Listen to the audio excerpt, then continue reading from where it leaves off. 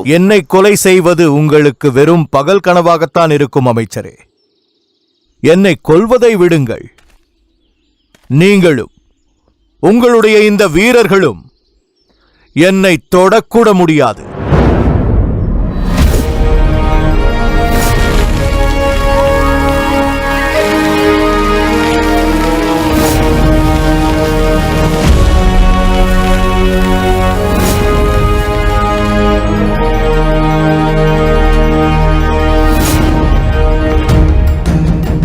நான் இங்கு நின்று கொண்டிருக்கும் உங்கள் வீரர்கள் அனைவருக்கும் உங்கள் முன்பாகவே ஒரு சவால் விடுகிறேன். நான் உருவாக்கிய இந்த வளையத்தில் இருந்து என்னை வெளியேற்றி காட்டச் சொல்லுங்கள். நீங்கள் அனைவரும் இங்கு என்னை மரண வாயிலுக்கு அனுப்ப வந்தீர்கள் அல்லவா? ஆனால் ஒரு தவறு செய்து விட்டீர்கள். குறைவான வீரர்களை அழைத்து வந்திருக்கிறீர்கள். சண்டையின் சமநிலை பாதிக்கப்பட்டுவிடும். நானே உங்களுக்கு உதவி செய்கிறேன். சமநிலையை பாதுகாப்பதற்காக இந்த சண்டையில் நான் ஒரு கையை மட்டும்தான் பயன்படுத்துவேன்.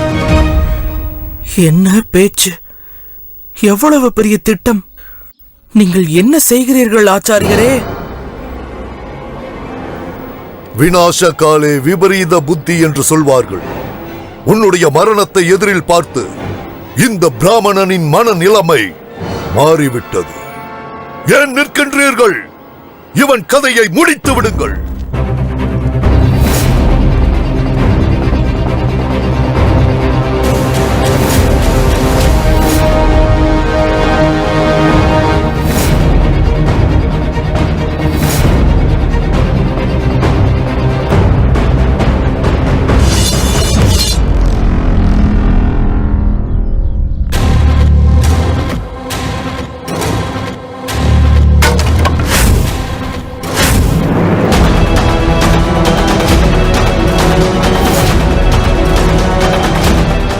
ஆச்சாரியாரின் கையில் சாஸ்திரத்திற்கு பதிலாக சஸ்திரமா?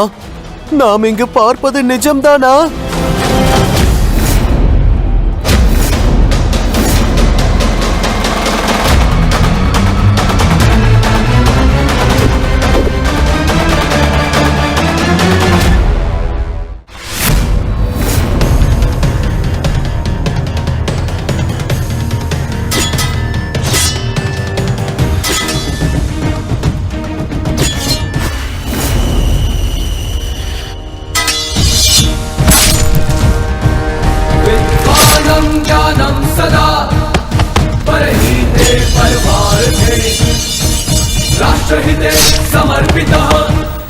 இங்கு என்ன நடக்கிறது?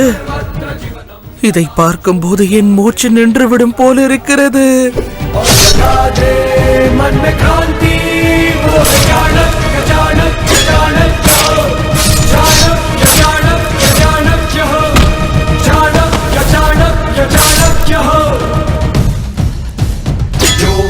राष्ट्र को नमन करे और शत्रुओं का हनन करे।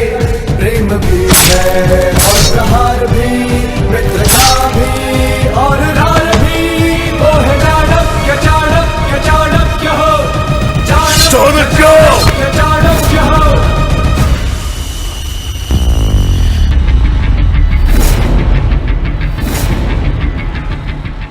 என்னையும் அழித்து விடு சாணக்கியா.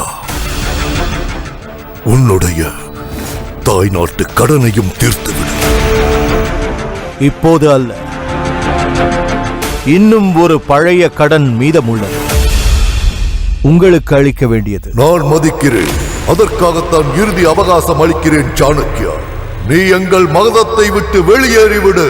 இப்போது அந்த கடனை நான் அடைக்கப் போகிறேன். உங்களுக்கு நான் உயிர் பிச்சை அளிக்கிறேன் அமைச்சர் பெருமானே.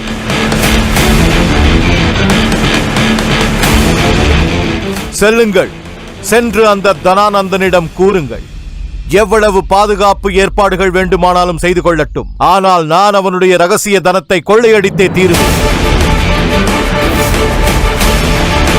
முதல் முயற்சியில் தோற்றுவிட்டேன் என்று ஒப்புக்கொள்கிறேன். ஆனால் நான் மீண்டும் முயற்சிப்பேன். இம்முறை நிச்சயம் வெற்றியும் அடைவேன்.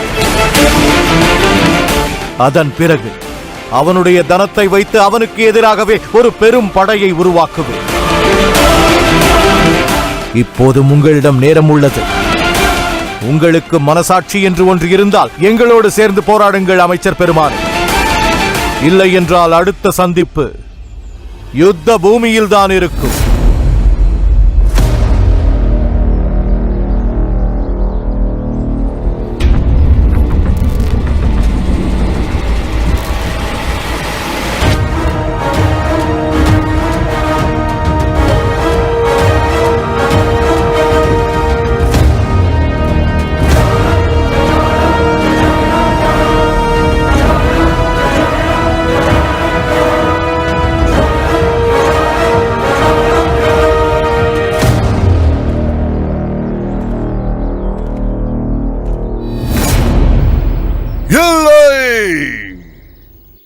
வாருங்கள் ஆச்சாரியரே, உங்களை கண்டதில் மிக்க மகிழ்ச்சி. என் மகள் விவாகத்தில் கலந்து கொண்டு அவளுக்கு ஆசைகளை வழங்க வந்துள்ளீர்கள். உங்கள் ஆசீர்வாதத்தை பெற என் மகள் ஆவலாக இருக்கிறாள்.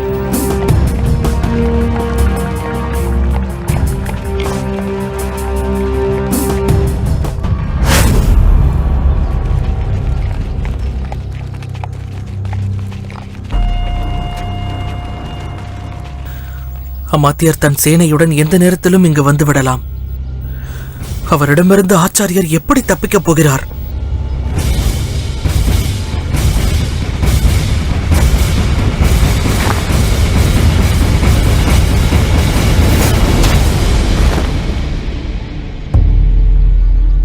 நீ அழ வேண்டாம் மகளே.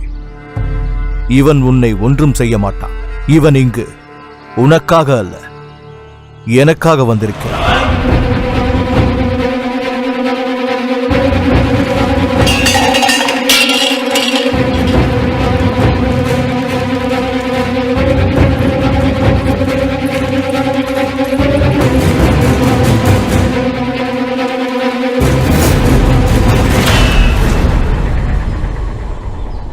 வேண்டாம். ஆச்சாரியார் உன் தாய் மீது சத்தியம் செய்திருக்கிறார். நீ எதுவும் செய்யக்கூடாது.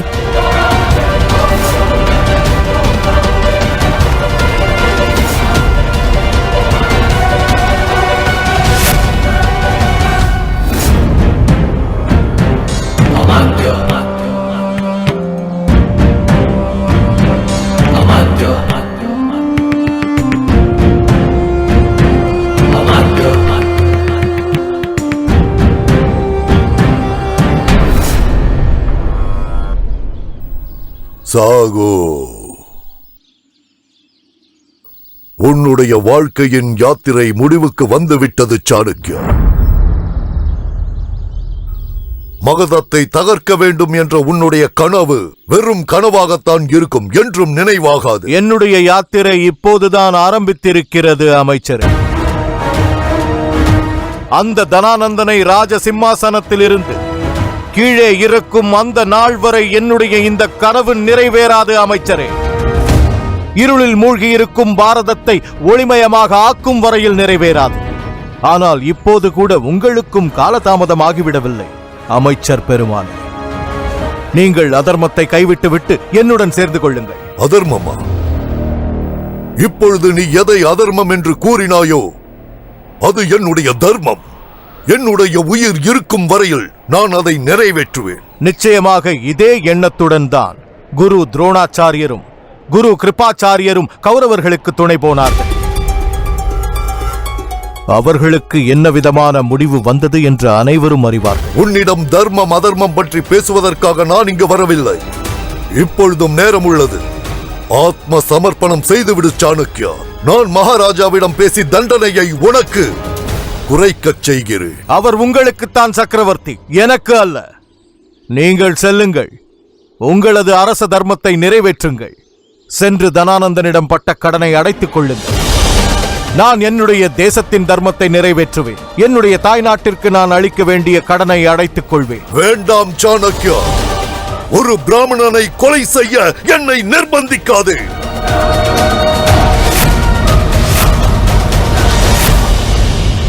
அடுத்த வழி மகா அமாத்தியரே. 6 வழிகள் உள்ளது மகாராஜா. எலிகள் மூலம் வலியை உண்டாக்குவது. இதன்படி பசி கொண்ட எலிகளை கூண்டில் போட்டுவிட வேண்டும். அந்த எலிகளுக்கு சாணக்கியரின் சிரசை தவிர வேறு எந்த உணவும் இருக்கக்கூடாது. மகாராஜா, அதற்கு பிறகு அந்த எலிகள் சாணக்கியரின் சிரசை தின்றுவிட்டு தான் வெளியேறும். இல்லை இல்லை மகாமாத்தியரே, எலி என்றால் எனக்கு பிடிக்காது, மிகவும் அசுத்தம் செய்துவிடும். வேறு ஏதாவது வழி கூறுங்கள். மகாராஜா, தவறாக எண்ணாதீர்கள். என்னுடைய சந்தேகம் என்னவென்றால், அந்த அடிமை சாணக்கியரை கண்டுபிடிக்கவே முடியாது. நீங்கள் என் நம்பிக்கையின் மீது நம்பிக்கை வையுங்கள். தாதோ தாதோ,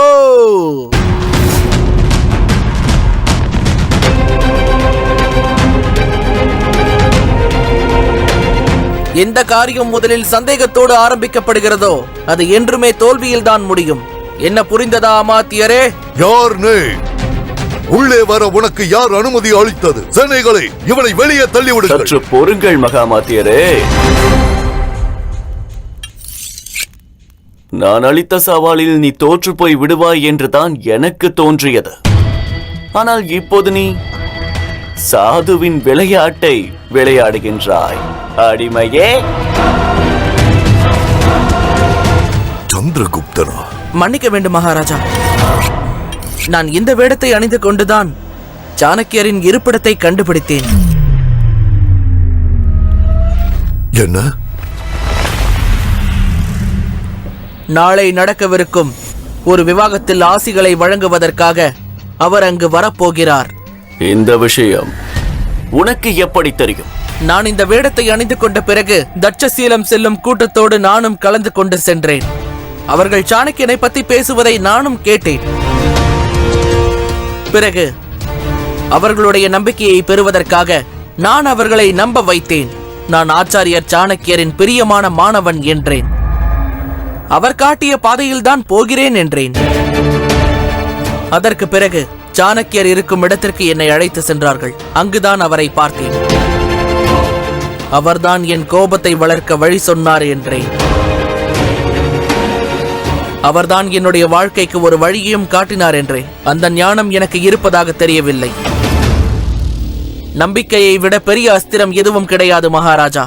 அதனால்தான் அந்த பிராமணர்களை நம்ப வைத்து சாணக்கியரை பற்றிய விஷயங்களை தெரிந்து கொண்டு உங்களிடம் கூறுவதற்காக வந்தேன். எப்படி என்னுடைய சாமர்த்தியம்? அற்புதம், அற்புதம் அடிமையே.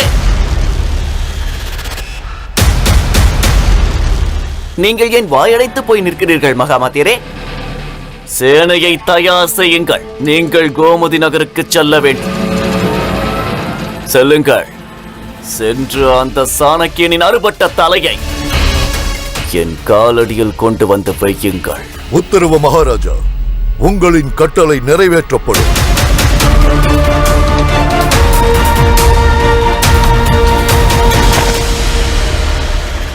ஆச்சாரியரே, இந்த சங்கடத்தை நீங்கள் எப்படி சமாளிப்பீர்கள்? என்ன கூறுகிறீர்கள் ஆச்சாரியரே? தனானந்தனுக்கு உங்களுடைய மறைவிடத்தை கூறிவிடவா? ஆம், உன்னுடைய உயிரை பாதுகாக்கவும் தனானந்தனின் பார்வையில் நீ இழந்துவிட்ட அந்த நம்பிக்கையை திரும்ப பெறவும் இதுதான் ஒரே வழி. வாருங்கள், இப்படி அமருங்கள்.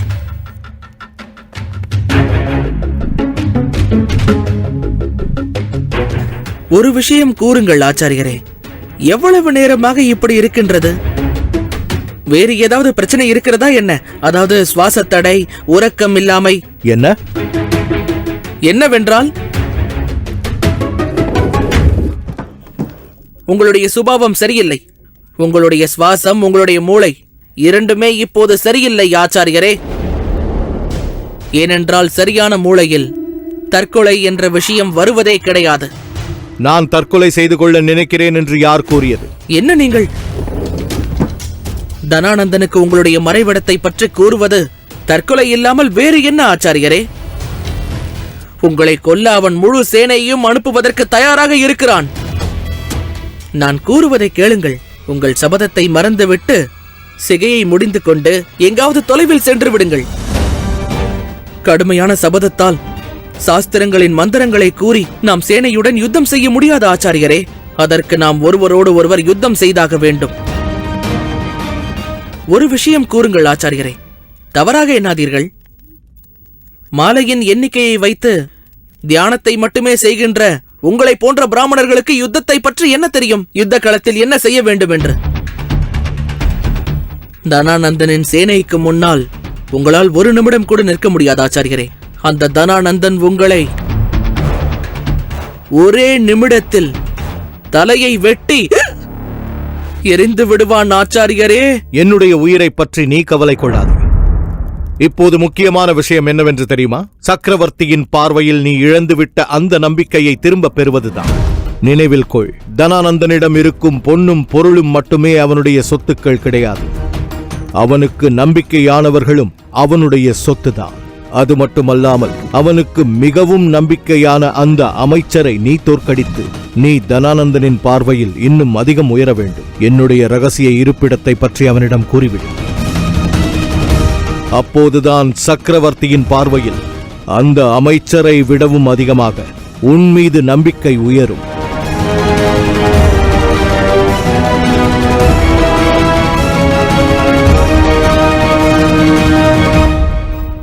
சரியாகட்டும். முன்பும் உங்களை காப்பாற்றியிருக்கிறேன், இப்போதும் உங்களை காப்பாற்றுகிறேன். அது மட்டுமில்லாமல்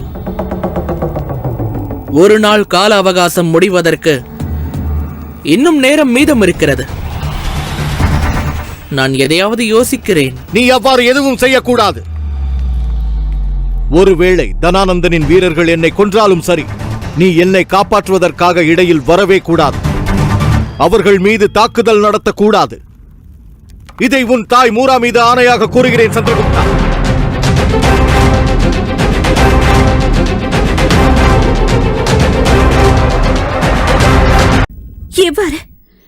எவ்வாறு சந்திரகுப்தனை அரண்மனையில் தக்க வைப்பது?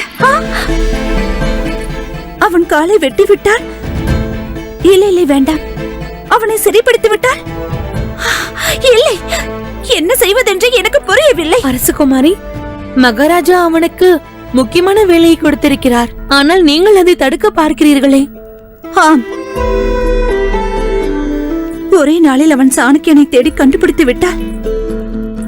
மகாராஜாவின் பார்வையில் மிக உயர்வாகவும் முக்கியமானவனாகவும் மாறிவிடுவான். பரிசுகளாக பதும நிதியை கேட்பான். இல்லை, ஏதாவது செய்தாக வேண்டும். அவனை தடுத்தாக வேண்டும். அவன் இந்த சவாலை பூர்த்தி செய்யவே கூடாது. அவன் என்னுடைய மெய்காப்பாளனாக என் காலடியில் தான் கிடக்க வேண்டும். உங்கள் காலடியில் அல்ல, உங்கள் கண்களில் அவன் ஒளியாகிவிட்டான் அரசகுமாரி.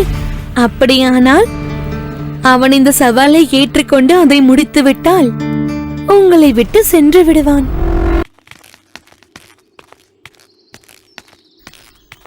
அடிமையே,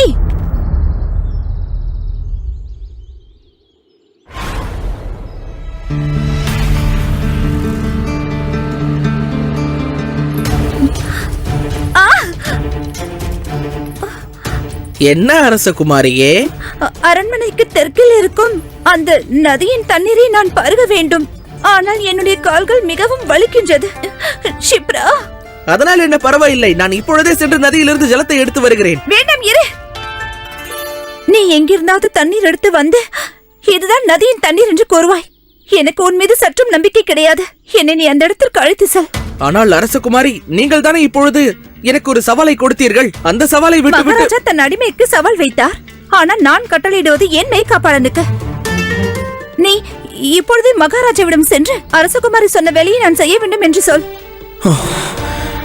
மாட்டிக்கொண்டாயே சந்திரகுப்தா.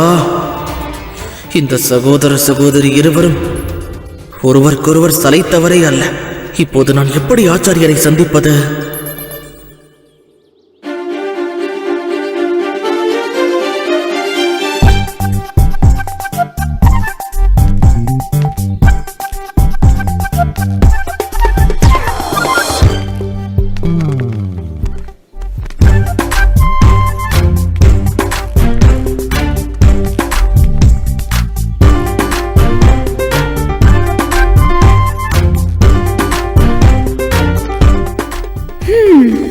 ஒரே நாளில் சாணக்கியரை கண்டுபிடிப்பேன் என்று சொன்னாய் அல்லவா?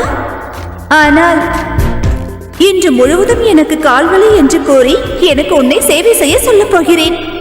இன்று அரசகுமாரி கால்களுக்கு எதுவும் ஆகவில்லை. என் விதிதான் என்னை தடுக்கிறது. ஏதாவது ஒரு திட்டம் போட்டு நான் இங்கிருந்து சென்றே ஆக வேண்டும். அப்போதுதான் ஆச்சாரியரை என்னால் சந்திக்க முடியும். ஆனால் எப்படி? இந்த அரசகுமாரிக்கு பிடிவாதவனும் அதிகமாக இருக்கிறது. என்ன? இப்போது நீ என்ன கூறினாய்? இல்லையே, ஒன்றும் கூறவில்லையே. என் வாயிலிருந்து ஒரு வார்த்தை கூட வரவில்லை. நான் இந்த அரண்மனையை ரசித்துக் கொண்டிருந்தேன்.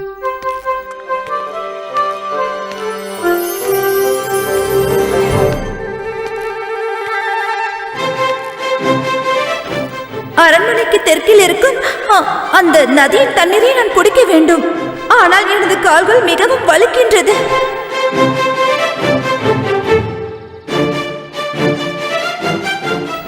அப்படியென்றால் இவருடைய கால்களுக்கு எந்த வலியுமே இல்லை போலிருக்கிறது. இப்போதே ஒரு பாடம் புகட்டுகிறேன். ஐயோ கடவுளே, எவ்வளவு பெரிய நாகம்! காப்பாற்றுங்கள், காப்பாற்றுங்கள்! இதோ இங்குதான், காப்பாற்றுங்கள், காப்பாற்றுங்கள்! யாராவது காப்பாற்றுங்கள்! நாகம் எங்கே இருக்கிறது? அப்படி என்றால் தப்பித்து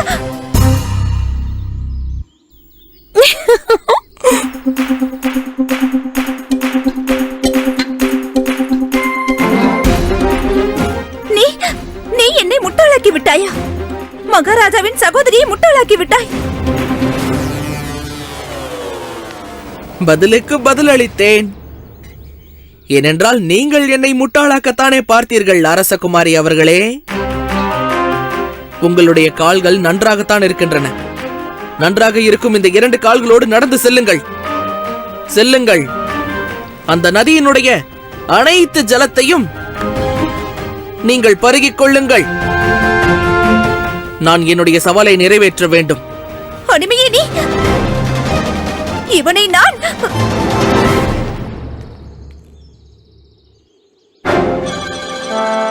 இவன் ஒரு அடிமை.